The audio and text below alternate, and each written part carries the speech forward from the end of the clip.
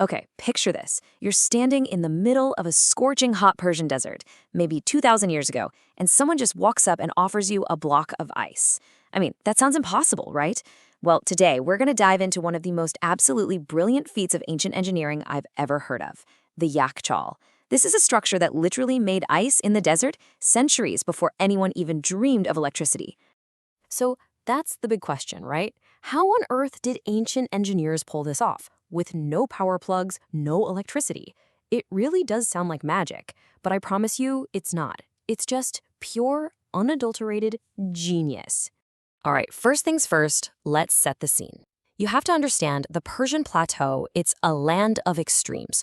We are talking brutally hot, incredibly dry summers, temperatures just soar.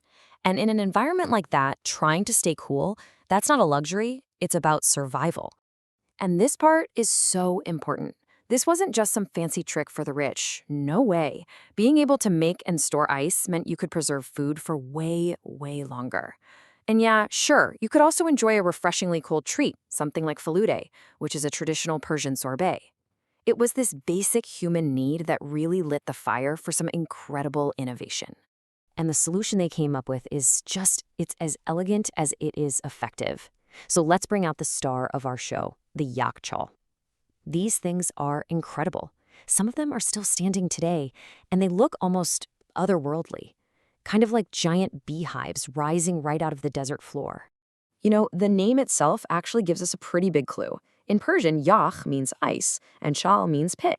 So yeah, it literally translates to ice pit. But as you're about to find out, it is so much more than just a hole in the ground.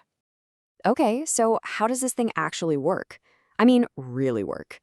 To get it, we've got to break it down. Let's take a look at its core components. We're going to deconstruct this masterpiece of ancient engineering piece by piece. So, a yakhchal basically has 4 main parts, and every single one plays a super critical role. You've got that giant dome sticking up out of the ground, then there are these incredibly thick walls at the base, a huge storage pit buried deep underground, and finally, a really clever system of water channels. Let's see how they all fit together. First up, that dome. Its job is just fascinating. See, it's not just a roof. Its special cone shape provides constant shade, which is great, but more importantly, it acts like a giant natural chimney. We all know hot air rises, right? Well, this design funnels all that hot air up and out through a little hole at the top. And what does that leave behind?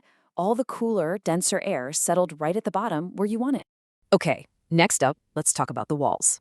These are not your average bricks. No, sir. They were held together with this special, water-resistant mortar called sarouj. And get this recipe.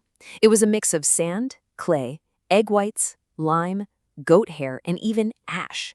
It's like an ancient supermaterial, a composite engineered for one single purpose, to be an incredible insulator, completely shutting out the desert heat. And just to give you an idea of how serious they were, at the base, these walls could be up to 2 meters thick. Yeah, 2 meters. That is thicker than most people are tall. It creates this incredible thermal barrier against that relentless desert sun. And finally, let's go underground. Beneath the dome is the chal, the pit itself. And this thing was massive. It could hold up to 5,000 cubic meters of ice. By digging deep into the earth, the Yakhchal taps into the planet's natural, stable coolness. It basically creates the perfect long-term freezer to keep all that ice solid, even when it's boiling hot outside during the summer. Okay, so we've seen the architecture. We know how they stored the ice. But how did they actually make the ice in the first place? This is where the real magic happens, where ancient engineering gets a helping hand from pure physics. The secret is all about a few key scientific principles. And the main hero of this story is a principle called evaporative cooling. You've totally felt this before. Think about when you get out of a swimming pool and even a light breeze hits you. You instantly feel cold, right? That's because the water evaporating off your skin is literally pulling heat away from your body. The Yakhchal just takes that same exact effect and uses it on a massive scale. So here's how they put that principle into action. During the freezing cold winter nights, they'd channel water from these ancient aqueducts called qanats into really shallow trenches right next to the Yakhchal. Now that cold, dry desert air sweeping over the water causes super rapid evaporation, which pulls heat out, but that's not all. The clear desert sky also allows for something called radiative cooling, where the water just radiates its heat straight up into space. It's this one-two punch that was powerful enough to freeze the water solid by morning. Then, before the sun came up, workers would just break up the ice and haul it into that deep, cold storage pit.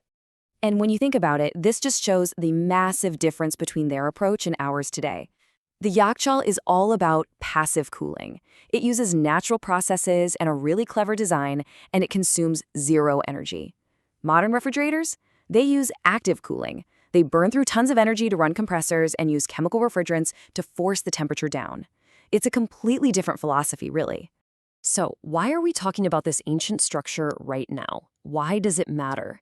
Because the Yakhchal isn't just some cool historical artifact. It is a monument to sustainable design. And its legacy holds some really powerful lessons for us right here in the modern world. You know, those very same principles that made the Yakhchal work, things like passive cooling, using smart materials, and working with the environment instead of fighting against it, well, those ideas are inspiring a whole new generation of architects and engineers today. They're trying to figure out how to design buildings that can cool themselves without depending on power-hungry air conditioning. And guess where they're looking for answers? To brilliant, ancient solutions just like this. And that really leaves us with a fascinating final thought, doesn't it? The Yakhchal is perfect proof that the most elegant solutions aren't always the newest or the most high-tech. It really makes you wonder, as we tackle all these complex modern problems, what other ancient secrets are just sitting out there, waiting to be rediscovered, ready to help us build a better, more sustainable future?